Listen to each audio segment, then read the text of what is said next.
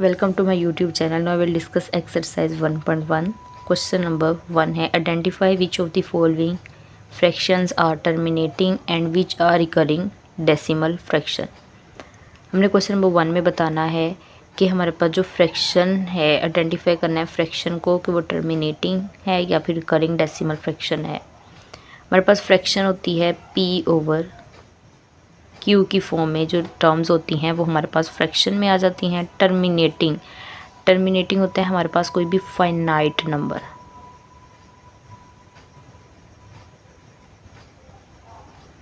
Finite number जैसे कि हमारे पास 0.6 आ जाए तो ये हमारे पास एक फाइनाइट नंबर है। इसके आगे कोई और नंबर नहीं आ रहा या सो ऑन नहीं जा रहा। डेसिमल के बाद हमें पता है जस्ट 6 आना है तो ये एक फाइनाइट नंबर है, तो उसको हम कहेंगे terminating number. And which are recurring decimal number. अब रिकरिंग डेसिमल नंबर्स कौन से होते हैं कि जो हमारे पास इनफाइनाइट हों और हमारे पास जो डेसिमल के बाद आफ्टर डेसिमल के नंबर्स जो है वो रिपीट हों। डेसिमल के बाद आफ्टर डेसिमल नंबर्स रिपीट हों, वो हमारे पास क्या आते हैं रिकरिंग डेसिमल फ्रैक्शन। इनफाइनाइट हो और डेसिमल नंबर रिपीट हो रहे हो तो वो हमारे पास क्या आती है रिकरिंग डेसिमल फ्रैक्शन। अब इसका पार्ट 1 है 4/6। तो जब हमने इसको डिवाइड किया तो हमारे पास आंसर है 0.66 सो ऑन। अब देखिए डेसिमल के बाद आपके पास 6 जो है रिपीट हो रहा है, सेम आ रहा है और ये इनफाइनाइट भी जा रहा है, तो इसलिए इसको हम कहेंगे recurring decimal number. 11/12 is equal to, अब इसको जब हमने 11/12 को डिवाइड किया तो 0.9166 सो ऑन आ रहा है। अब ये देखिए हमारे पास 6 फिर 6 आ रहा है, 6 आगे भी हमारे पास क्या आ रहा है 6 सो ऑन जा रहा है ये। और ये क्या है इनफाइनाइट नंबर है और डेसिमल के बाद ये नंबर्स क्या आ रहे हैं रिपीट हो रहे हैं, जिसकी वजह से हम इसको कहेंगे रिकरिंग डेसिमल नंबर कहेंगे। नेक्स्ट है थर्ड पार्ट है 1/3। अब इसको जब हमने डिवाइड किया तो 0.33 अप टू सो ऑन जा रहा है। अब ये भी हमारे पास एक इनफाइनाइट नंबर है और डेसिमल के बाद जो 3 आ रहा है ये रिपीट हो रहा है, बार बार आ रहा है, इसलिए इसको कहेंगे रिकरिंग डेसिमल नंबर। 2/5 है, जब इसको हमने डिवाइड किया 0.4, ये हमारे पास एक फाइनाइट नंबर है। डेसिमल के बाद सिर्फ एक नंबर आ रहा है, कोई और नंबर नहीं आ रहा ना, तो ये इनफाइनाइट जा रहे। ये जब फाइनाइट नंबर है तो ये हमारे पास क्या आएगा टर्मिनेटिंग डेसिमल नंबर। ये हमारे पास है टर्मिनेटिंग डेसिमल नंबर आएगा। नेक्स्ट है 8/11 इज इक्वल टू, अब जब हम इसको डिवाइड किया तो हमारे पास आंसर है 0.7272 अप टू सो ऑन। अब ये देखिए पॉइंट के बाद हमारे पास 72 और 72 ये 2 मरतबा है, मतलब ये रिपीट हो रहा है, इनफाइनाइट जा रहा है और हमारे पास एक सीक्वेंस बन रहा है 72 72 72 आएगा, तो ये हमारे पास क्या है रिकरिंग डेसिमल नंबर। नेक्स्ट है 5/12, जब इसको हमने डिवाइड किया तो हमारे पास क्या आंसर आया 0.41666 सो ऑन। अब हमारे पास ये जो 6 है ये हमारे पास क्या हो रहा है रिपीट हो रहा है, तो इसलिए हम इसको कहेंगे रिकरिंग डेसिमल नंबर। इनफाइनाइट भी जा रहा है और रिपीट भी हो रहा है, तो हम इसको कहेंगे recurring decimal number. Question number 7 है 5/7 इज इक्वल टू, जब इसको हमने डिवाइड किया तो हमारे पास 0.7142857114 अप टू सो ऑन ये जा रहा है, तो ये हमारे पास क्या आ रहा है डेसिमल के बाद सारे क्या आ रहे हैं डिफरेंट नंबर्स आ रहे हैं, तो हम इसको क्या कहेंगे रिकरिंग डेसिमल नंबर कहेंगे, क्योंकि ये इनफाइनाइट जा रहे हैं और ये अप टू सो ऑन जा रहे हैं, तो इसलिए हम रिकरिंग डेसिमल नंबर कहेंगे। 6/10 है, जब इसको डिवाइड किया तो हमारे पास क्या आंसर है 0.6 आ गया, तो जब ये 0.6 हमारे पास एक फाइनाइट नंबर है इसलिए इसको कहेंगे टर्मिनेटिंग डेसिमल नंबर कहेंगे। 16/20 है, जब हमने इसको डिवाइड किया तो हमारे पास आंसर है 0.8, ये एक फाइनाइट नंबर है तो इसलिए इसको टर्मिनेटिंग डेसिमल नंबर कहेंगे।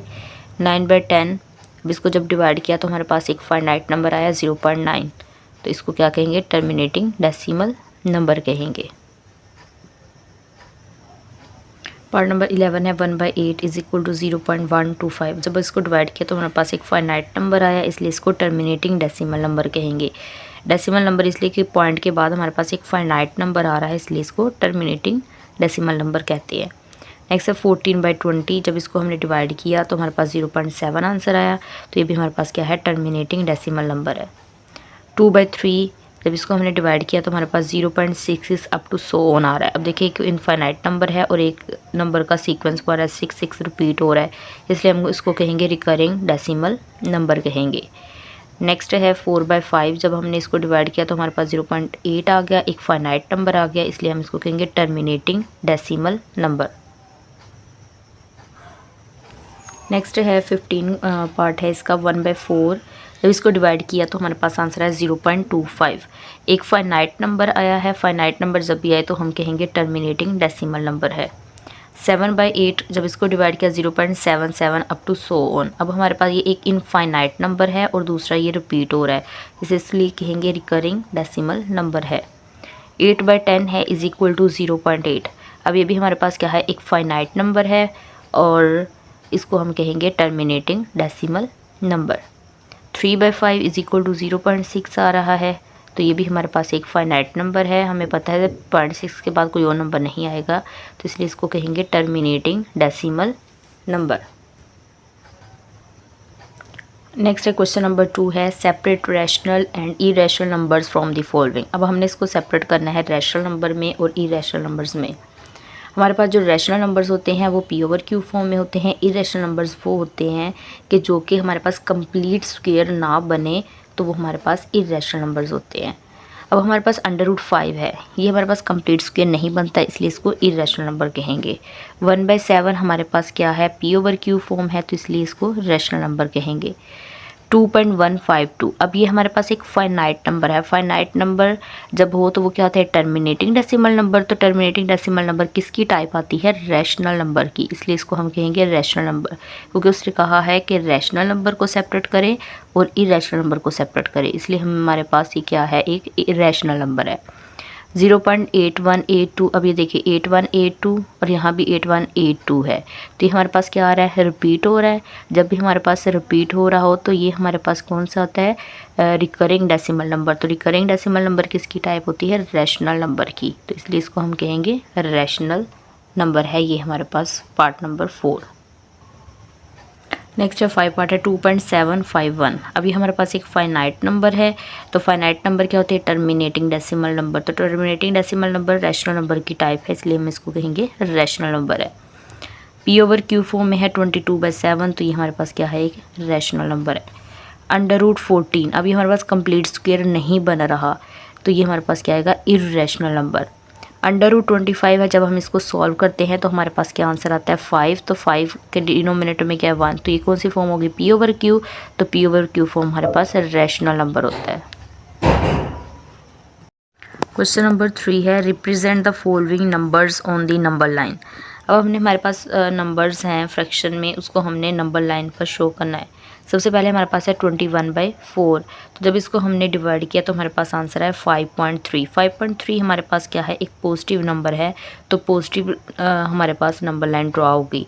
तो हमारे पास जो नंबर लाइन है, हमारे पास जो राइट तरफ जितने भी नंबर्स होंगे वो हमारे पास क्या है, पॉजिटिव नंबर लाइन पर, और जो लेफ़्ट तरफ नंबर्स होते हैं वो हमारे पास क्या होते हैं, नेगेटिव। तो ये जब हम इधर बात करेंगे तो हमारे पास तो पहला नंबर क्या आएगा, -1, फिर -2। तो अब हमारे पास क्वेश्चन में क्या आ रहा है, +5.3, तो हमारे पास पॉजिटिव नंबर लाइन बनेगी। तो ये हमारे पास देखिए 0, 1, 2, 3, 4, 5।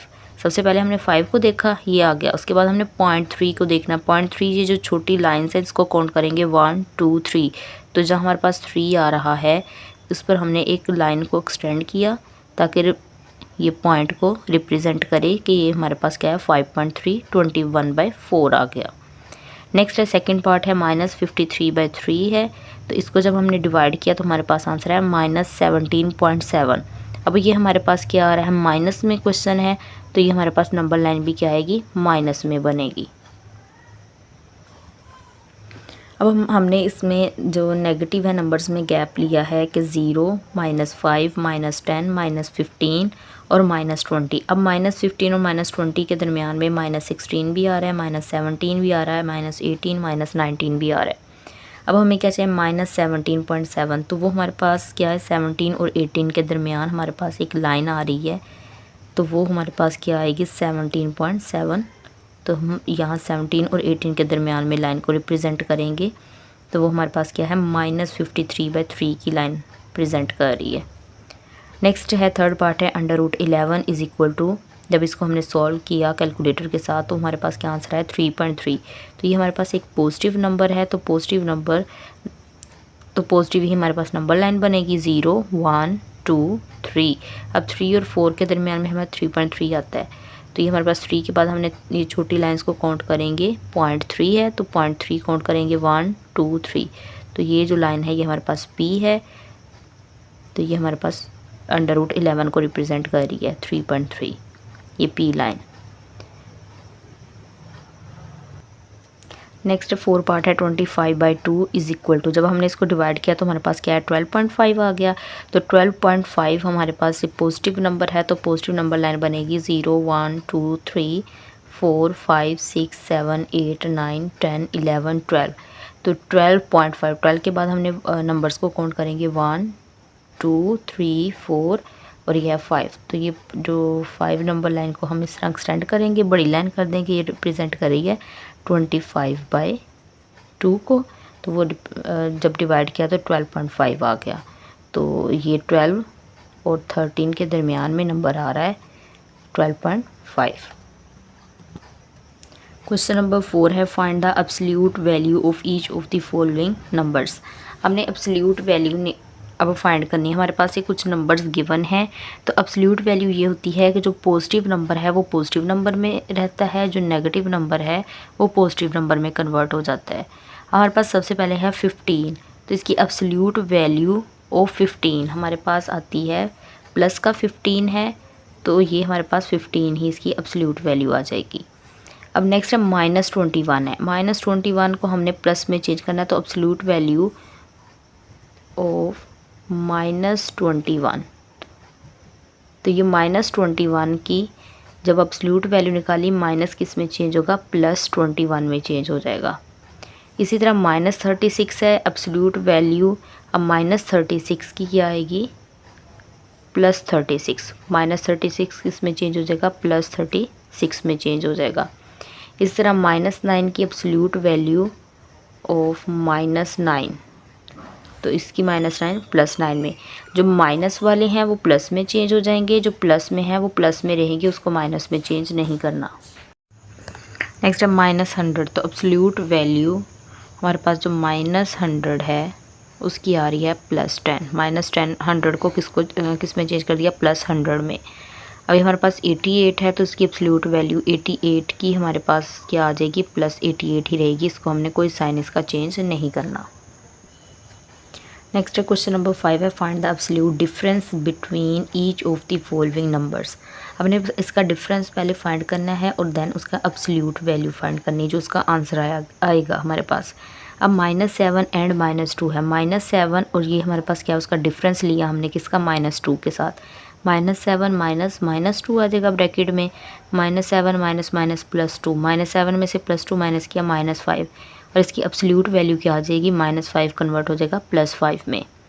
8 एंड -3, 8 माइनस ब्रैकेट में -3 आ जाएगा, 8 -+3, 8 + 3 +11, तो एब्सोल्यूट वैल्यू इसकी आ गई +11। नेक्स्ट है थर्ड पार्ट है इसका,